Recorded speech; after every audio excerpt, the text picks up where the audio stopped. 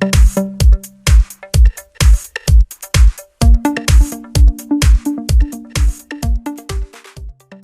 I have HUAWEI Mate 20 Lite, and let me show you how to block calls on the following device. So at the very beginning, let's use the call icon right here.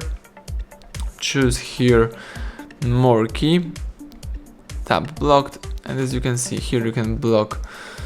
Here you can set up the block rules. Let me show you. You can block all incoming calls. You can block all strangers, so all non-contact numbers. You can also block unknown and hidden numbers.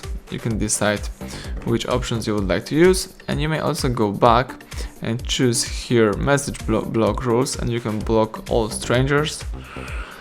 And what's also really interesting here, you can use the settings. You can, for example, add the number to a blacklist. So if you would like to add the specific number, you can do it right here. You can do it manually. Let me tap OK. You can also add from some contacts, you can match prefix, you can add from call log or from messages. So basically everything is right here. So thank you for watching. Please subscribe our channel, leave thumbs up under the video.